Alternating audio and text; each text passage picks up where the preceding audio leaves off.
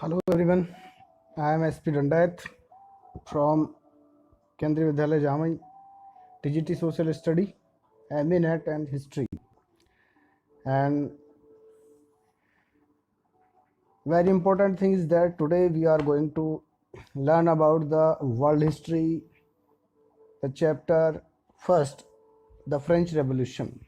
But before begin, we all must know about that the world history is the not only a history of the world, of the modern world, is not simply a story of the unfolding of freedom and democracy. It has also been a story of violence and tyranny, death and destruction. सो बहुत fun मिलने वाला है, बहुत enjoy मिलने वाला है। हम French revolution के बारे में देखेंगे आज, और क्या क्या चीज़ें हैं जो हम डिस्कस करेंगे। सबसे पहले मैं जानना चाहूँगा और मैं बताना भी चाहूँगा आपको कि हम उसका सबसे पहले इंट्रोडक्शन दें, और इंट्रोडक्शन देने से पहले एक ग्लांस के रूप में आपको मैं फ्रेंच रेवोल्यूशन के बारे में थोड़ा सा समझाऊँ। इन 1789, one of the most significant date in history, famous for the revolution in France with cries of liberty, equality and fraternity। ये मैंने फ्रांसीस में कुछ बोला है, अगर इनके जो वर्ड हैं अगर हम इनको देखना चाहें तो उनको हम कहेंगे liberty, freedom and equality. Today we have often take the ideas of liberty, freedom and equality for granted, but we need to remind ourselves that these ideas also have a story. By looking at the French Revolution, we will read a small part of the history. The French Revolutions led to the end of the monarchy in France. A society based on privilege gave way to a new system of governance. The Declaration of the Right of Man during the revolution announced the coming of a new time। मैं आपको English में भी पढ़ाता चलूँगा और थोड़ा थोड़ा आपको हिंदी में भी बताऊँगा ताकि आपको चीज़ों को समझने में प्रॉब्लम ना हो। देखो, ये जो आइडियाज़ हैं फ्रेंच रेवोल्यूशन के, इनके 3 आइडियाज़ हैं, लिबर्टी, फ्रीडम और इक्वलिटी, जो पूरे विश्व ने अपनाया है। फ्रांस पहला लोकतंत्र है जिसने डेमोक्रेसी को अपनाया था, और ये बड़ी रोचक कहानी है कि किंगडम से स्टार्ट होकर के, और मतलब जहाँ से फ्रेंच रेवोल्यूशन स्टार्ट हुआ है वापस वहीं तक पहुँच गया, जबकि लोगों ने क्रांति की, बहुत लोगों ने अपने बलिदान दिए। तो किस तरह इन चीज़ों को या किस तरह इन सोसाइटीज़ को इस समय ने प्रभावित किया है। यहाँ जो फ्रांस में एक सोसाइटी थी जिनके प्रिविलेज ने एक रास्ता दिया है गवर्नेंस का नया सिस्टम अपनाने का, जिसमें सबसे ज़्यादा व्यक्ति के अधिकार को सर्वप्रथम माना इन्होंने, और एक समय में भी ये मानते हैं कि इस क्रांति ने एक नया समय या नया उजाला प्रस्तुत किया फ्रांस के लिए।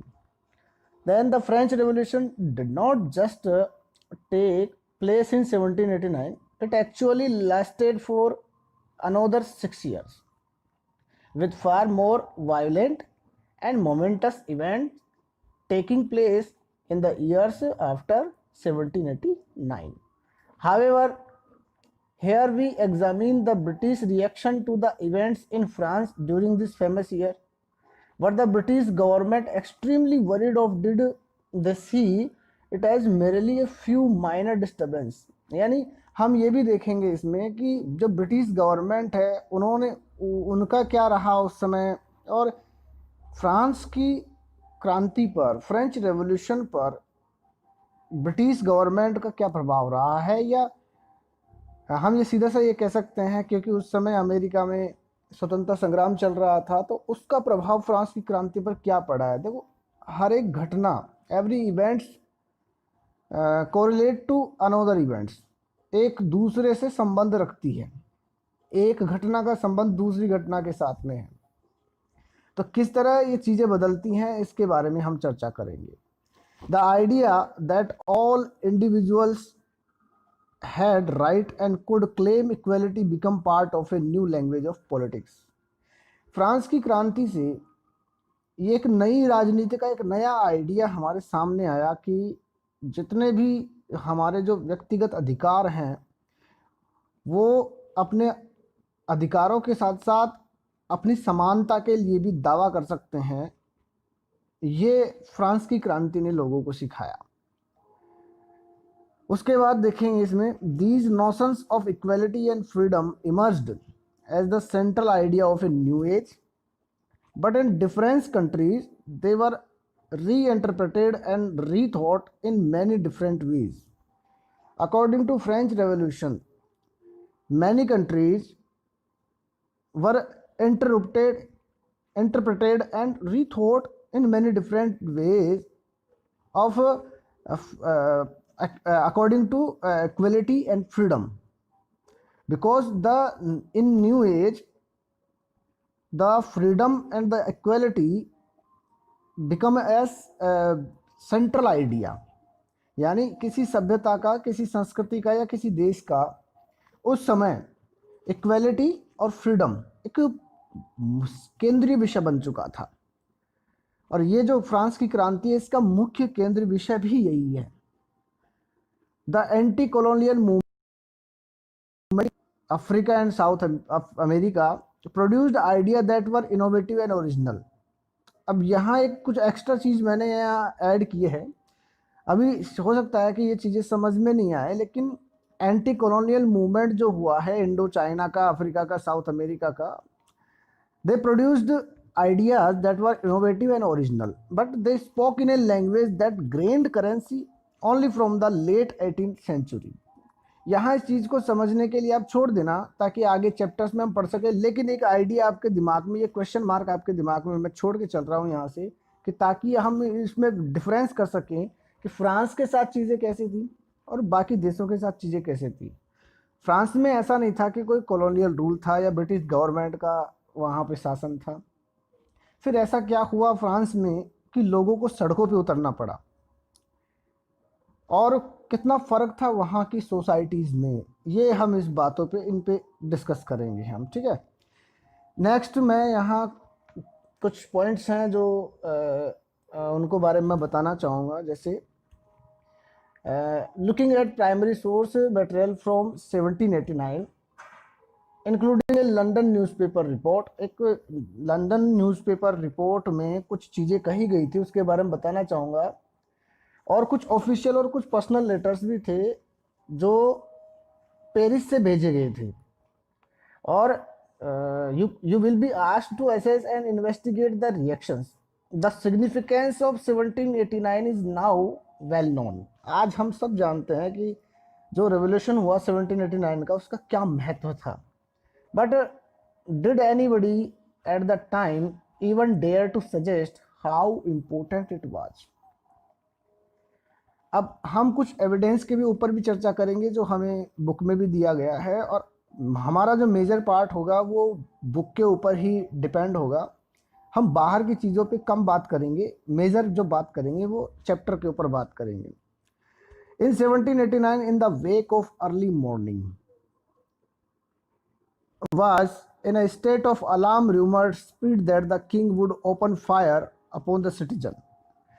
People started gathering and they started breaking a number of government buildings in search of arms. The commander of the Bastille was killed in the armed fight and the prisoners were released. People hated the Bastille as it stood for the despotic power of the king. People protested against the high price of bread.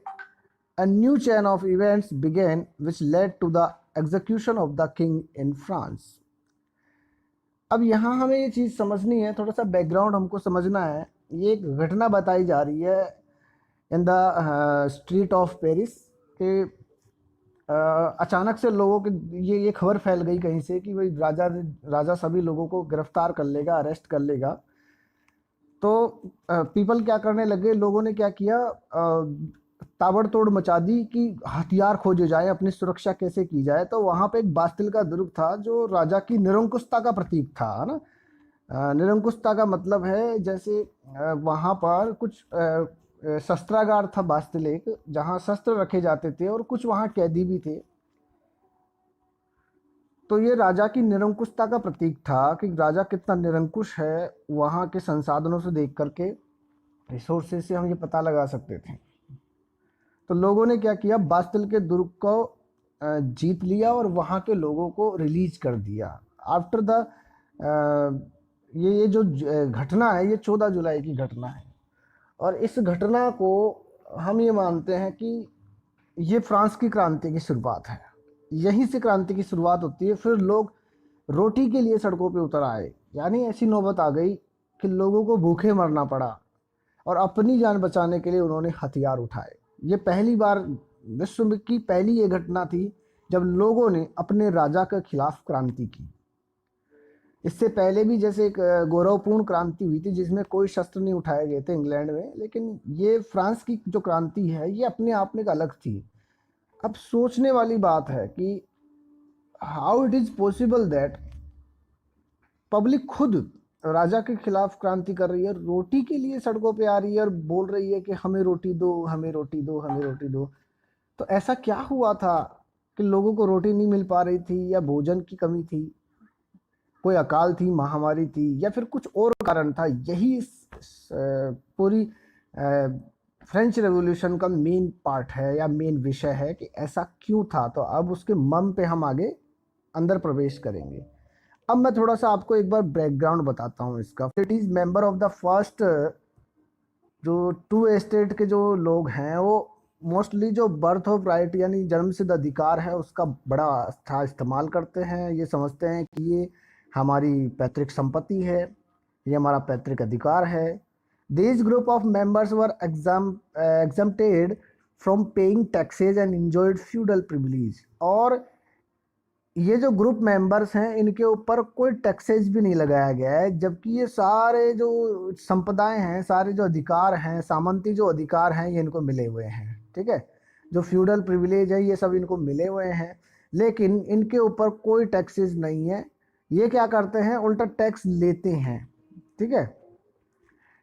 Next, all members of the third estate had to pay taxes to the state which included a direct tax. Third state के जो भी states हैं वो पूरे state के included जो भी taxes है, लगभग सारे टैक्स यही लोग देते हैं जिनको हम कॉमन पीपल कह रहे हैं। जिसमें सबसे पहले है जैसे टेल या टेले, ये एक डायरेक्ट टैक्स है। इसके अलावा भी बहुत सारे इनडायरेक्ट टैक्स है, जो जैसे कंजप्शन पर भी टैक्स लगता है, और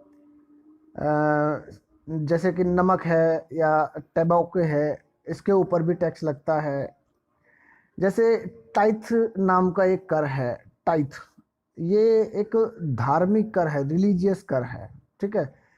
और लिब्रे लिब्रे नाम का एक कर लगता है यहाँ। तो ये कुछ प्रकार के ऐसे कर हैं जो लोगों को यहाँ इम्पोज किए गए।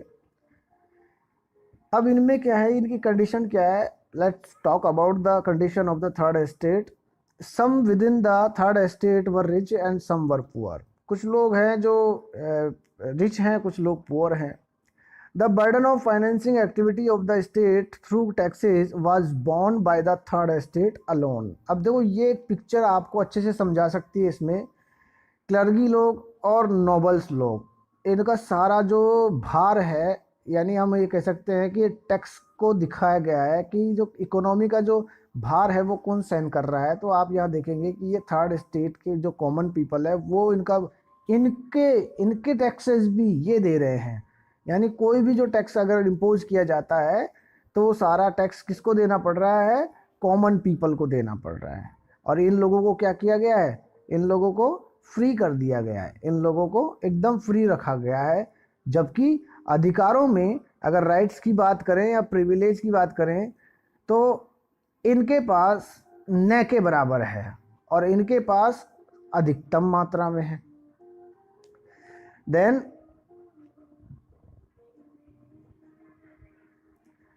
The struggle for survival. अब वहाँ हम ये देखते हैं कि लोगों को अपने जीवन के लिए कितना स्ट्रगल करना पड़ा है, क्या क्या स्ट्रगल करना पड़ा है।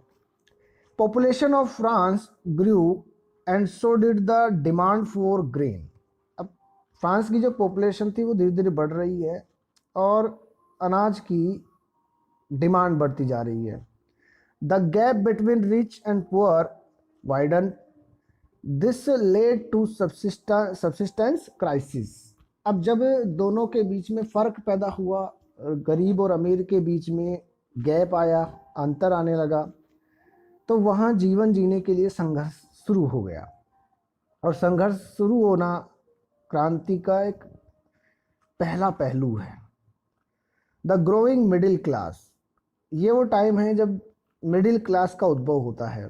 This state was educated and believed that no group in society should be privileged by birth. यानी the middle class thought that the state in the society there is no exist for a group, any group, because we all are equal, and then every person right to uh, every person right to चाहे किसी भी चीज़ की माने अगर आप के हर एक व्यक्ति को अधिकार है अपने जीवन जीने के लिए या लिविंग के लिए या सब्सिस्टेंस के लिए या सर्वाइवल के लिए। तो यहाँ कोई डिवाइडेशन नहीं होना चाहिए, कोई ग्रुप नहीं होना चाहिए। These ideas were put forward by a philosopher such a Locke, English philosopher, and Rousseau, French philosopher. यहाँ दो लोगों की बात कर रहे हैं, ये लोके, जॉन लोके, और ये है रूसो। इन दोनों ने ही यह इन लोगों को बताया या फिर ऐसा कहा कि ये जो आइडिया था ये इनके द्वारा रखा गया कि हर एक व्यक्ति का अपना एक अधिकार होता है और वह उस अधिकार की वजह से ही सोसाइटी में इक्वल समझा जाता है। किसी का कोई जन्म सिद्ध अधिकार नहीं होता। जैसे पादरी लोग हैं, अगर उनके कोई बच्चा पैदा होता है तो वो भी आगे जाके पादरी बनेगा, या सामंत का बेटा है तो वो भी जाके सामंत बनेगा। ये ठीक नहीं है। तो लोगों में इन्होंने एक विचार प्रस्तुत किया। जो लोके है वो इंग्लैंड का है और जो रूसो है वो फ्रांस का ही है। The American constitution and it's guarantee of individual right was an important example of political theory of France. अब यहाँ ये चीज़ समझने की है कि लुई 16 ने अमेरिका के इंडिपेंडेंस डे, अमेरिका के इंडिपेंडेंस मूवमेंट में पूरी मदद करी थी। तो वहाँ से इन विचारकों ने, थिंकर्स ने और लोगों ने उस विचार को अडॉप्ट किया एंड ये चीज़ एक्सेप्ट करी कि प्रत्येक व्यक्ति का अपना एक महत्व होता है, इम्पोर्टेंस होता है, और सरकार जो आज अमेरिका का संविधान है, उस अमेरिका के संविधान ने जो व्यक्ति को जो अधिकार दिए हैं, ये एक बढ़िया एग्जाम्पल है फ्रांस की पॉलिटिकल थ्योरी का। वहीं से इन्होंने इसको इम्पोज किया है। This ideas were discussed intensively in salons and coffee houses and spread among people through books and newspapers. These were, अब ये क्या हुआ, यहाँ जैसे ये चीज़ें अमेरिका में हुई तो यहाँ के लोगों ने क्या है, सैलून्स में, कॉफ़ी हाउसेज में आपस में इन चीज़ों पे डिस्कस करने लग गए, आपस में चर्चा होनी शुरू हो गई, न्यूज़पेपर्स में और बुक्स में इन चीज़ों की चर्चा हुई। ठीक है।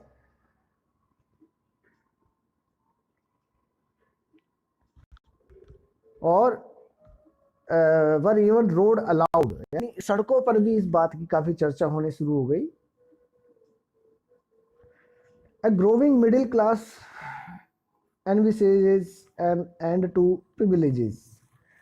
Peasants used to participate in revolts against taxes and food scarcity. यानी आप समझ रहे होंगे, लोगों ने, जो किसान लोग थे, उन्होंने इसमें पार्टिसिपेट करना शुरू कर दिया। बिकॉज एक तो खाने की वजह से उनका जो डर था जो कि आगे आने वाले समय में क्या होगा, और दूसरा टैक्सेस, इतना टैक्सेस उन पे इम्पोज किया जा रहा था। Group of the third estate had become prosperous and had access to education and new ideas. अब जो थर्ड एस्टेट के जो लोग थे वो धीरे धीरे क्या हो गए थे, खुशहाल हो गए थे और एजुकेशन शिक्षा भी ले सकते थे और न्यू आइडियाज़, नए आइडियाज़ भी उनमें पनप रहे थे या वो नए आइडियाज़ तक पहुंच रहे थे, नए विचारों को अडॉप्ट कर रहे थे। In the 18th century, new social groups emerged termed the middle class. 18th century के बीच में फ्रांस में एक नया क्लास उभरा और उसको कहा गया मिडिल क्लास। मिडिल क्लास किसको समझेंगे? जो थर्ड कॉमन, जिसको थर्ड स्टेट कहते थे। थर्ड स्टेट में जो सभी लोग कॉमन थे, लेकिन उसमें भी कुछ रिच थे और कुछ पुअर थे। अब इस समय में एक नया क्लास सामने आया, वो था middle class, who earned their wealth through expanding overseas trade and by manufacturing in woolen and silk textile that were either exported or brought by the richer member of society. Okay. Third estate included professions such as lawyers or administrative officials. A person of social position was dependent on their merit. अब यहाँ देखो, आपको ये समझना है third state में कौन थे। जैसा मैंने पहले भी बताया है, जो एडमिनिस्ट्रेटिव ऑफिशियल्स थे और जो लॉयर्स थे, थर्ड स्टेट में यहाँ तक लोग पहुँचने लग गए। और उस समय तक भी ये था फ्रांस में कि किसी पर्सन को अगर उसकी कोई सामाजिक स्थिति है तो उसके पैसे के साथ और उसकी मेरिट के साथ उसको देखा जाता। ठीक है। All of these were educated and believed that no group in society should be privileged by them. और जितने भी ये लोग थे, ये सभी लोग इस बात पे भरोसा करते थे कि हमारे साथ जो चीज़ें बदल रही हैं, हमारे साथ जो चीज़ें हो रही हैं, इसके हिसाब से इंडिविजुअल के पास राइट है कि वो सोसाइटी में रहे और किसी ग्रुप को नहीं होना चाहिए important, because society should be privilege by earth birth. यानी कोई भी जो राइट मिले वो राइट बर्थ के अनुसार ना मिले, बर्थ राइट नहीं होना चाहिए, सोसाइटी के अनुसार होना चाहिए, पॉपुलेशन के अनुसार होना चाहिए। Rather a person a social position must depend on his merit। और इसके बजाय क्या होता था, हमारी जो सोशल जो मेरिट है होनी चाहिए। ऐसा नहीं है कि बर्थ राइट के हिसाब से हो, गुण है तो उसको सामाजिक प्रतिष्ठा मिलनी चाहिए। A new form of government was proposed by Rousseau based on a social contract between people and their representative. And then the Rousseau proposed a government, a idea of a government, that a government should be based on a social contract between people and their representatives. Okay. And then next, a person, Montesquieu. Montesquieu was very famous thinker and a political leader. He proposed a division of power within the government between the legislative, the executive and the judiciary. सबसे पहले अगर हम ये बात करें कि सबसे पहले गवर्नमेंट को इन 3 लेवल्स में किसने डिवाइड किया है, तो उसमें किसको माना जाएगा? हम उसको मानेंगे कि मोंटेस्क्यू ने ही सबसे पहले लोगों को ये बताया कि जो डिवीजन है, जो पावर है, उसको डिवीजन किया जाना है। एक जगह सेंट्रल पावर नहीं होना चाहिए, पावर को डिवाइड कर दिया जाना चाहिए और ताकि कोई निरंकुशता ना हो। और उसमें सबसे पहले किसको माना गया कि एक सिस्टम लॉन्च किया जाना चाहिए जिसमें एक तरफ एग्जीक्यूटिव हो, एक तरफ लेजिस्लेटिव हो और एक तरफ जुडिशियरी हो। लेजिस्लेटिव का मतलब व्यवस्थापिका हिंदी में कहें तो, जहाँ कानून बनाए जाते हैं। एग्जीक्यूटिव जो उनको भाई यहाँ पे क्या कानूनों को फ्रेम किया जाता है, फ्रेम ऑफ द लॉज। यहाँ पे क्या किया जाता है, उनको इम्पोज किया जाता है, लागू किया जाता है। और यहाँ जुडिशियरी, यहाँ अगर कोई कानूनों के लागू करने में कोई मिस्टेक हो जाती है या किसी प्रकार की कोई सहायता जनता के लिए, तो जस्टिस करने का काम जुडिशियरी का है, ठीक है। Next, in the USA this model of government was put into force, और यूएसए में, यूनाइटेड स्टेट्स ऑफ अमेरिका में इस आइडिया को अडॉप्ट कर लिया गया। Louis 16 plan to impose further taxes to meet the expenses. अब लुइस ने क्या किया ऐसे समय में जब उनके खर्चे बहुत बढ़ चुके हैं, युद्धों में बहुत हानि हो चुकी है, धन है नहीं, राजकोष खाली हो रहा है, तो उन्होंने क्या किया, नए टैक्सेस को लागू करना शुरू किया कि अब नए टैक्स लगेंगे। अब जैसे नए टैक्स की बात आई तो क्या क्या चीज़ें घटती हैं आप ये देखिए अब यहाँ से। In France the monarch did not have the power to impose taxes. ये सबको पता था कि मोनार्की के पास, राजा के पास ये राइट नहीं है that have to power to impose tax, did not have to power to impose tax. They had to call a meeting of the estate general. अब एस्टेट जनरल, ये जो पावर है वो एस्टेट जनरल के पास है, और एस्टेट जनरल एक बॉडी है, पॉलिटिकल बॉडी है, जो तीनों एस्टेट, फर्स्ट, सेकंड और थर्ड एस्टेट से मिलकर बनी है। Then estate general was a political body to which the three estates sent their representatives to pass proposals for new taxes। यानी अगर कोई नए प्रपोजल होंगे टैक्सेस के, उनको पास किया जाए तो उसका काम है तीनों मिलकर के करते हैं। Louis 16 on 5 May 1789 called an assembly to pass proposals for new taxes and जो राजा है लुइस 16, उसने इस बात को स्वीकार कर लिया कि हाँ मेरे पास राइट नहीं है। तो जब लोगों ने कहा, पीपल्स ने कहा कि आपको एस्टेट जनरल की सभा बुलानी चाहिए, तो राजा ने मान लिया और 5 मई 1789 को 1789 को असेंबली बुलाई नए टैक्सेस के लिए। सीधी असेंबली बुलाई, एस्टेट जनरल के बारे में बात करी कि हाँ वो ठीक है लेकिन ज़रूरत है, इसलिए उन्होंने क्या की, असेंबली बुलाई। Representatives from the first and second estate were present and third estate was represented by it's prosperous and educated members. अब वहाँ क्या किया गया, जब असेंबली बुलाई गई तो वहाँ फर्स्ट और सेकंड एस्टेट जो नोबल्स और जो क्लर्की लोग थे वो सभी वहाँ प्रेजेंट थे, बट थर्ड एस्टेट के जो खुशहाल और जो समृद्ध लोग थे, शिक्षित लोग थे, केवल वही वहाँ आ पाए। अब according to principle every person, every estate had one vote. अब क्या प्रॉब्लम क्या थी वहाँ की, हर एस्टेट के पास एक वोट था। अब ये सोचने की बात है कि जहाँ 60% 70% पॉपुलेशन, ये लगभग इतना मान के चलो कि 80-90% जो पॉपुलेशन है वो थर्ड एस्टेट की है, और ओनली 10% लोग फर्स्ट और सेकंड एस्टेट में हैं, तो उनका इक्वल वोट कैसे हो सकता है। यानी एक vote first estate, second vote उनका क्लर्की का, थर्ड स्टेट का। तो मोस्टली क्या होता है कि फर्स्ट जो नोबल्स हैं और जो क्लर्की है वो दोनों अपना 2 वोट, क्योंकि उनके पास तो टैक्स है नहीं ना, वो तो टैक्स दे नहीं रहे हैं, टैक्स कौन देगा, थर्ड स्टेट, तो उनको प्रॉब्लम है नहीं, उनके अधिकार कम नहीं होने वाले। तो उन्होंने क्या किया, अपनी तरफ से यस बोल दी।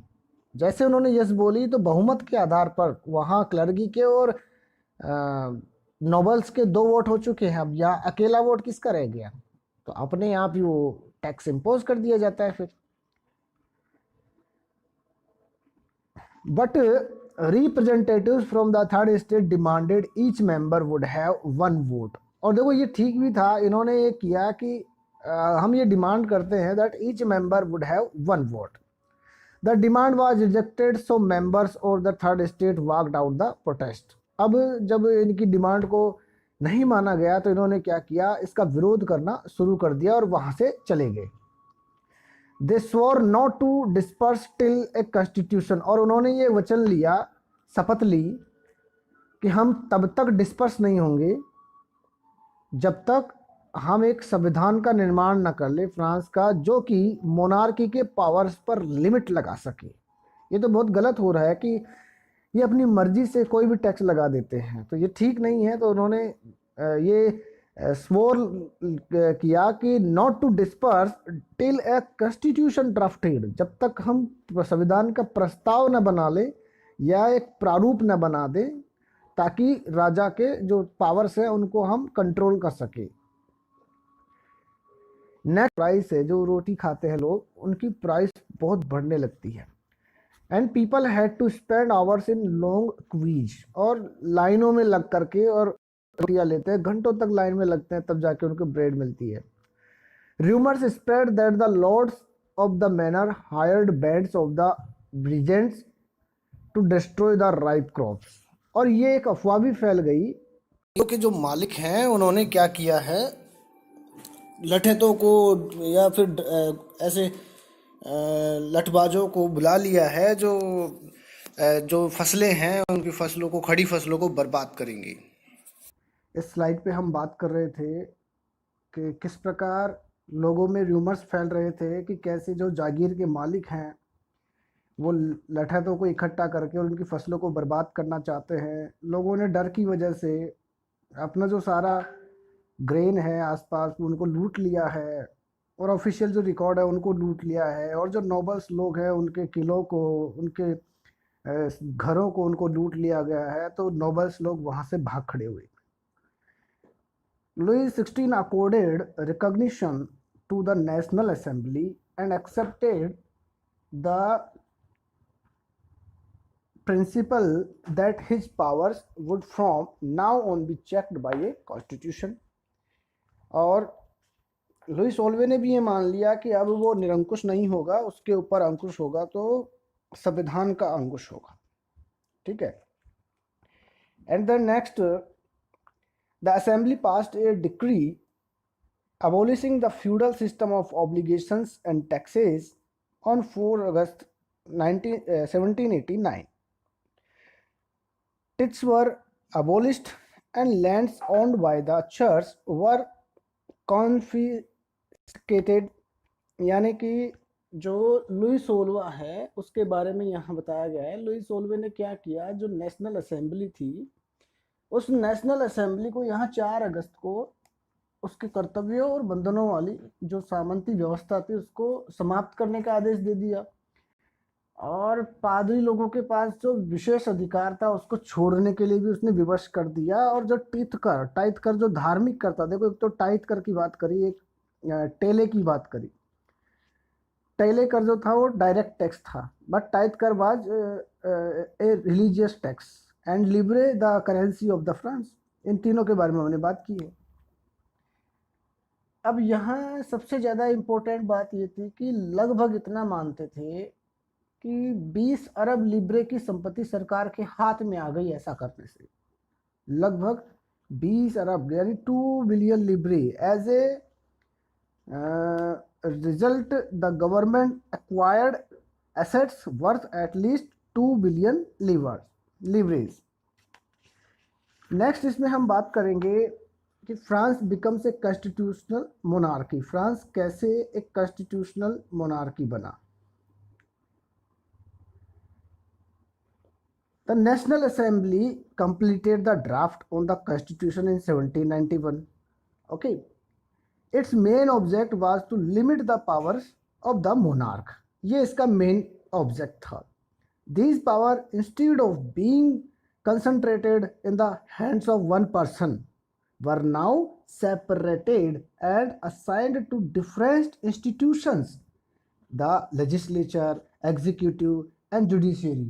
यानी ये बहुत अच्छी बात हो गई फ्रांस में कि अब फ्रांस में नेशनल असेंबली की वजह से न केवल एक व्यक्ति के हाथ में शक्ति केंद्रित होने की बजाय इन्होंने विभिन्न संस्थाओं में शक्ति को विभाजित कर दिया, या कह सकते हैं कि हस्तांतरित कर दिया। और इसी प्रकार this made France A constitutional monarchy. ये जो मोनार्की बनी ये फ्रांस के लिए एक संवैधानिक राजतंत्र का निर्माण कर गई। ठीक है, और यह बुक में भी देख सकते हैं, एक डायग्राम दिखाया गया है बुक में कॉन्स्टिट्यूशनल।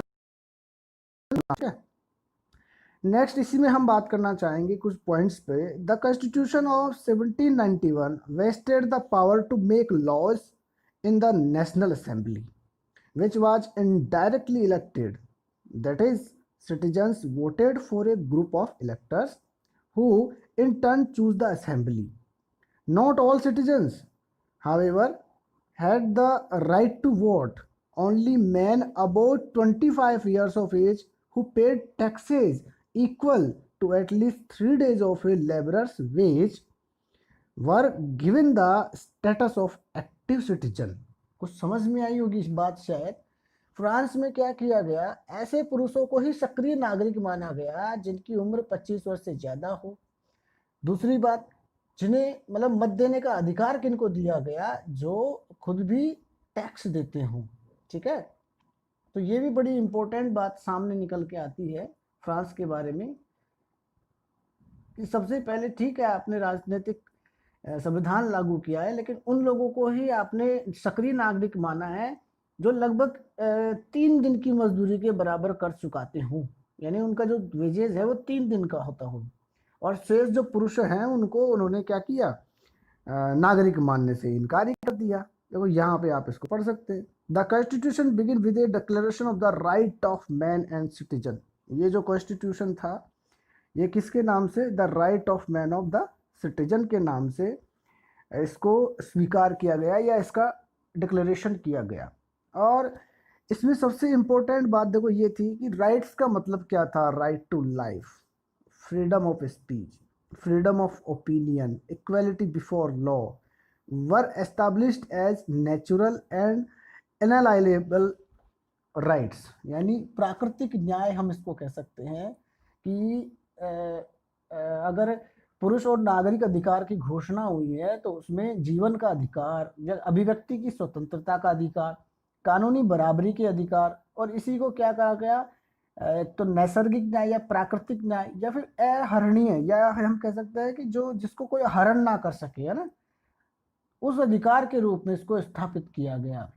और ये भी हम कह सकते हैं it was the duty of the state, it was the duty of the state to protect each citizen's natural right. और ये ड्यूटी किसकी मानी गई, ये ड्यूटी मानी गई स्टेट की। अब देखो क्या राइट ऑफ मैन और सिटीजन क्या थे, मैं कुछ आपको बोल के बताता हूँ, आपको बहुत अच्छा लगेगा सुन के और समझ में भी आएगा। Men are born and remain free and equal in rights. आदमी जो पैदा होता है और जो अपने आप में जो आज़ाद है और अपने अधिकार से आज़ाद है और समान है। The aim of every political association is the preservation of the natural and inalienable right of man. जो पॉलिटिकल एसोसिएशन है उन पे जो अधिकार है वो प्राकृतिक है और वो हर एक व्यक्ति के लिए अहरणीय है। अब वो कौन कौन से हैं, liberty, property, security and resistance to oppression. तो इस प्रकार के जब कानून लागू किए गए तो फ्रांस में कुछ लोगों में इस चीज़ के लिए अच्छी बात हुई, लेकिन कुछ लोग रिवोल्यूशनर थे जैसे जेन पॉल मरा, मिराबियू, दाते, ये ऐसे लोग भी थे जो कुछ चीज़ों को लेकर विरोध कर रहे थे। अब इसी बीच में दाते, मिराबियू और ऐसे ही कुछ लोग आते हैं जो नेशनल असेंबली के मेंबर होते हैं और फिर बाद में इस मोनार्की को भी ख़त्म कर दिया जाता है और फ्रांस रिपब्लिक बन जाता है। अब कैसे फ्रांस रिपब्लिक बनता है इसको देखते हैं। France abolishes monarchy and become a republic. The situation in France continued to be tense during the following years. Although Louis XVI had signed the constitution, he entered into secret negotiations with the King of Prussia. Rulers of other neighboring countries too were worried by the developments in France and made plans to send troops to put down the events that had been taking place there since the summer of 1789। यानी ये केवल एक छोटा सा example है इस बात को समझने का कि अगर फ्रांस रिपब्लिक बनता है और आसपास में अगर मोनार्की है, भाई फ्रांस की जो स्थिति है आगे आने वाले समय में स्ट्रेसफुल क्यों बन जाती है, क्योंकि प्रसा के राजा, उसकी भी गुप्त बात उससे चल रही है, यानी उसकी मंत्रणा हो रही है, और पड़ोसी देश के जो शासक है वो भी इस बात से चिंतित है कि भाई जो गर्मियां जो खत्म हो रही हैं उसके बाद में हम क्या करेंगे, इस पे क्या काम करेंगे, ऐसा करके उन्होंने एक योजना बना ली। और लगभग उस पे अमल होता उससे पहले ही क्या हुआ, प्रशा और ऑस्ट्रिया के विरुद्ध युद्ध की घोषणा का प्रस्ताव नेशनल असेंबली ने पास कर दिया। ये चीज देखो, इन अप्रैल 1792 the national assembly voted for a war against Prussia and Austria. वहां तो फ्रांस ने प्रशिया और ऑस्ट्रिया से समझौता किया है, वार्ता की है, और यह क्या हुआ है यहाँ पहले ही। अब आपको ये ध्यान होगा, ऑस्ट्रियन राजकुमारी थी एंटोइनेट, जो लुई सोलवे की पत्नी थी, तो उसका तो वहां से था ही। दूसरी बात, प्रशा से उसकी बात चल रही थी, तो उनसे ये था कि भाई गर्मियाँ जैसे ही ख़त्म होगी, गर्मियों के बाद में हम क्या करेंगे, इस पे कंट्रोल करेंगे फ्रांस के लोगों पे, ये बहुत परेशान कर रहे हैं राजा को। और ऑस्ट्रिया का राज्य भी उनके साथ में था। लेकिन जब नेशनल असेंबली ने ये प्रस्ताव पारित कर दिया कि तुम तो आपस में ये कर रहे हो, अब यहाँ पे प्रॉब्लम ये खड़ी हुई इन 1792, जो डिक्लेयर किया युद्ध प्रशिया और ऑस्ट्रिया के खिलाफ। Thousands of volunteers thronged from the province to join the army. हजारों लोगों की संख्या में लोगों ने आर्मी को ज्वाइन किया। Marseillaise became the national anthem of France. Marseillaise को फ्रांस का नेशनल एंथम बना दिया गया। While man were away fighting at the war, woman women took care of their families. जब लोग बाहर युद्ध करने के लिए जा रहे थे, तो महिलाएं अपने घर में अपने परिवारों को देख रही थी या उनको संभाल रही थी। The revolutionary wars brought losses and economic difficulties to the people, and large sections of the population were convinced that the revolution had to be carried further, as the constitution of 1791 gave political rights only only to the richer section of society। बहुत से लोग ऐसे थे France में जो ये चाह रहे थे कि भले युद्ध चल रहा हो, लेकिन क्रांति खत्म नहीं होनी चाहिए, क्रांति चलनी ही चाहिए, क्योंकि जो राइट मिले हैं संविधान के, वो गरीब लोगों के लिए नहीं है, वो आम लोगों के लिए नहीं है, वो अमीर लोगों को ही मिले हैं, तो हमारे लिए इसका कोई फायदा ही नहीं है। अब जो लोगों की भाई, उनको मानना था कि भाई क्रांति के सिलसिले को आगे बढ़ाया जाए, तो इनमें से एक सबसे जो सफल जो क्लब था वो था जैकोबिन क्लब। और जैकोबिन क्लब का नाम जो रखा गया था वो पेरिस के एक कहते हैं कि कोई भूतपूर्व जो एक सक्सेसफुल पर्सन था, उसके नाम पर इसका नाम जैकोबिन रखा गया था। और ये कॉन्वेंट ऑफ सेंट जैकब, यानी वहाँ के कॉन्वेंट थे सेंट जैकब, उनके नाम पर ये रखा गया था। और ये एक राजनीतिक समूह का बहुत बड़ा प्लेटफॉर्म बन चुका था। Members of the Jacobin was included small shopkeeper, artisan, shoemaker, pastry cooks, watchmaker, printers, as well as servants and daily wage workers। Jacobin club के मेंबर्स कौन थे उसके बारे में बात हो रही है यहाँ। Jacobin members started wearing long striped trousers similar to those worn by dock workers. अब वो क्या करते थे, कुलोथ पहना करते थे या ब्रिचेस पहना करते थे। इनका जो मेन हेड था वो मैक्समिलियन रोबेस्पियर था। The leader was the Jacobin club of the leader was the Jacobin club of leader was the Jacobin club the Maximilian Robespierre. और जो ये लंबी पतलून पहनने का उन्होंने निर्णय लिया था, ऐसा केवल इस वजह से किया था कि भाई ये खुद को और लोगों से, कुलीनों से अलग करने का एक तरीका था। आप कहेंगे कि यहाँ पे इस पतलून का या ट्राउजर का क्या मीनिंग होगा, because these Jacobins were called the sans culottes, या इसको कुलात भी कहा जाता है हिंदी में।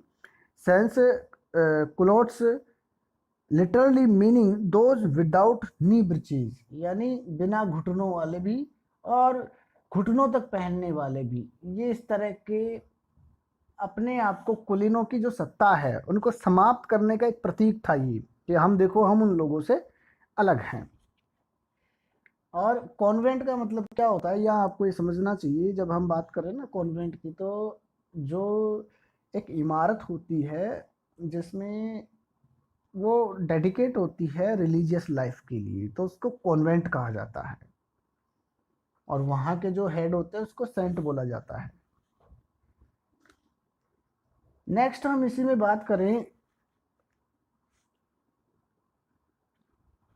On August 10, 1792, Jacobin stormed the palace of the Tuileries and held the king hostage for several house.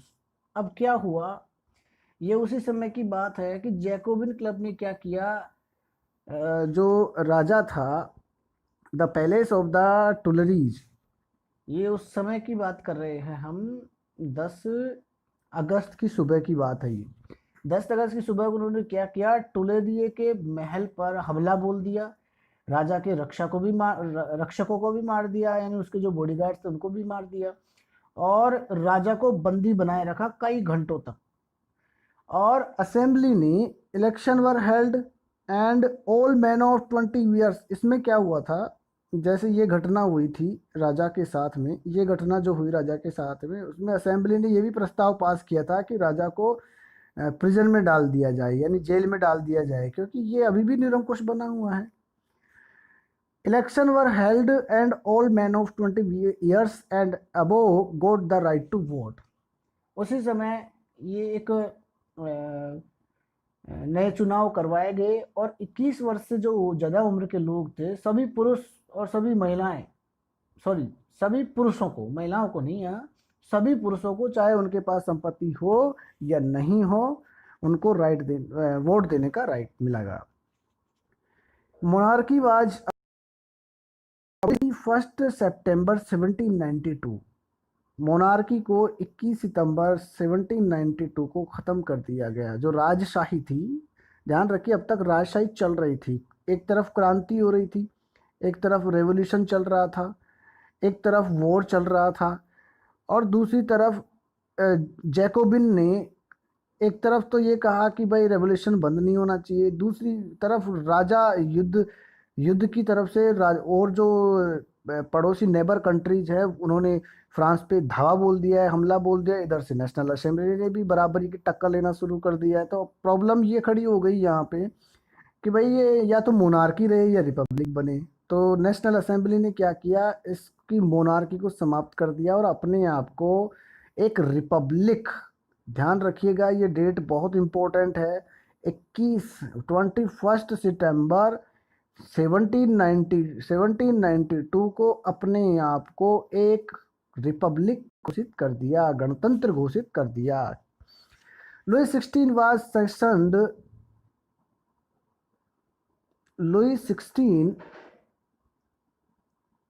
was sentenced to death by a court on the charge of treason।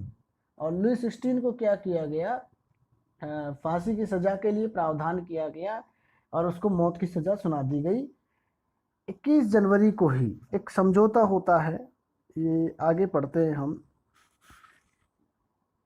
21 जनवरी 1793 को concord में उसे सार्वजनिक रूप से फांसी दी गई। किसको, राजा को। 21 जनवरी 1793 को राजा को, लुई 16वें को फांसी दे दी गई।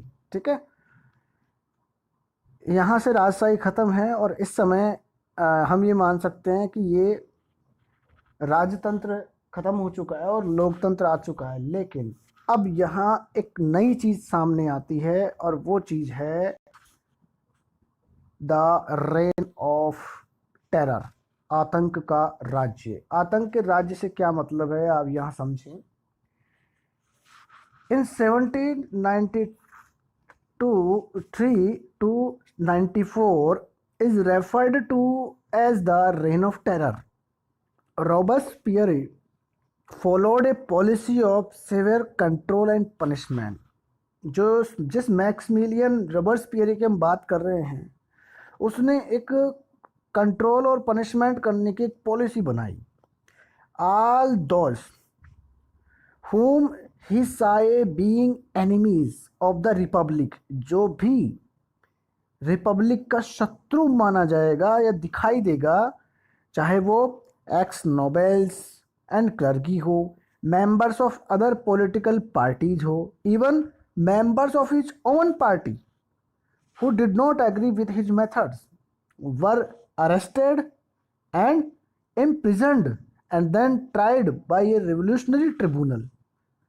क्या होगा अगर कोई भी ऐसा आदमी जो क्रांति का विरोधी हो, जो क्रांति चल रही है फ्रांस में रिपब्लिक के लिए, चाहे वो नोबल हो, करगी हो, चाहे वो दूसरी किसी पार्टी का हो, या हो सकता है उसी की पार्टी का कोई मेंबर हो, उसको भी उसने क्या किया कि जो इन पार्टी के मेथड्स के साथ नहीं होगा, गिरफ्तार कर दिया जाएगा, इम्प्रिजन्ड जेल में भर दिया जाएगा और उसके ऊपर क्रांतिकारी एक जो ट्रिब्यूनल है उस पर केस चलेगा। अगर कोर्ट उसको गिल्टी महसूस करती है देन उसको गिलोटिन पे चढ़ाया जाएगा। और गिलोटिन क्या होता है, यहाँ देखिए, ये एक प्रकार की मशीन है, यहाँ एक ब्लेड लगी हुई है, ये इसमें यहाँ पे गर्दन फंसाई जाती है, यहाँ उसको लिटाया जाता है और ब्लेड से उसका सर काटा जाता है, सीधा सर काट दिया जाता है। तो ये गिलोटिन नाम का एक उपकरण है, ठीक है।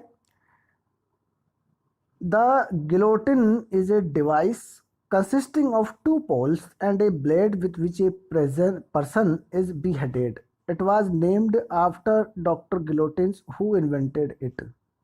सबसे पहले इसको डॉक्टर गिलोटिन ने इसका इन्वेंशन किया था, इसलिए उसको उसी नाम से जाना जाता है, ठीक है। नेक्स्ट हम बात करेंगे यहाँ पे अपने नेक्स्ट पॉइंट पे, laws were issued to place a maximum ceiling on wages and prices. Meat and breads were rationed. Meat and bread were rationed. Peasants were forced to transport their grain to the cities and sell it at prices fixed by the government. अब सभी चीज़ों की जो maximum selling है उसके लिए कुछ कानूनों को बनाया गया और जो किसान लोग हैं उनको उन पर दबाव डाला गया कि भाई आप उन चीज़ों का ट्रांसपोर्ट करें मार्केट में और वहाँ जो गवर्नमेंट उन प्राइस पे फिक्स करती है उस रेट पे। The use of more expensive white flour was forbidden. All citizens were required to eat the pain d'egalite, या इसको हम फ्रांसीसी भाषा में कहते हैं ये डेपेंड डेगलविट, हम इसको इंग्लिश में कहेंगे equality bread. A loaf made of whole wheat. Equality was also sought to be practiced through forms of speech and address. जो रोबेस्पियर ने कानून बनाया या गणतंत्र की सरकार ने जो कानून बनाया, हर चीज़ की मजदूरी फिक्स कर दी गई, कीमतें फिक्स कर दी गई, जो मास्ट होता था जिसको गोश्त कहा जाता था और जो पाव रोटी होती थी उसकी राशनिंग फिक्स कर दी गई। किसानों को एक तय कीमत पर अपना सामान शहरों में बेचने के लिए ले जाने के लिए बाध्य किया गया। और जो सफ़ेद आटे का इस्तेमाल किया जाता था पहला, जो कभी बहुत महंगा होता था, उसको बंद करके और साबुत गेहूं से बनी, यानी जो साबुत गेहूं होता था उससे बनी और लगभग इक्वलिटी के हिसाब से मानी जाने वाली ऐसी ब्रेड होती थी वह, जो लगभग सब लोग यूज करते थे, उसको खाना अनिवार्य कर दिया गया। यहाँ तक कि बोलचाल और संबोधन में भी सबको बराबरी से रहने के लिए कहा गया कि आप सबको मॉन्शूर कहेंगे या मदाम कहेंगे, या फिर हम कह सकते हैं कि इसको जैसे शेटोयन कहेंगे या सिटोयन कहेंगे। ये एक इक्वलिटी का दर्जा दिया गया कि अगर पुरुष होगा तो आप सबको बराबरी से कहेंगे, महिला होगी तो आपको सभी, जैसे सिटोयन है उसका मतलब नागरिक मतलब समझा गया, और महिला है तो उसको सिटोयन कहा गया। तो ये एक बराबरी का कानून वहाँ लागू कर दिया गया, ठीक है। इन जुलाई 1794 he was convicted by a court, arrested and the next day sent to the guillotine. अब क्या हुआ, उसने अपनी मन मर्जी से इन चीज़ों को लागू करना शुरू किया और बहुत सख्ती से लागू किया, ताकि लोग त्राही त्राही करने लग गए। पहले तो इसको ट्रिब्यूनल में भेजा गया था, बाद में तो ये हुआ कि लोगों को बिना ट्रिब्यूनल में ही रोबेस्पियर को पता चला कि ये मेरा विरोधी है, तो उठाकर के उसको गिलोटिन पे लगा दिया या चढ़ा दिया और मार दिया। तो लोगों जब ट्राई करने लगे तो लोगों ने क्या किया, न्यायालय में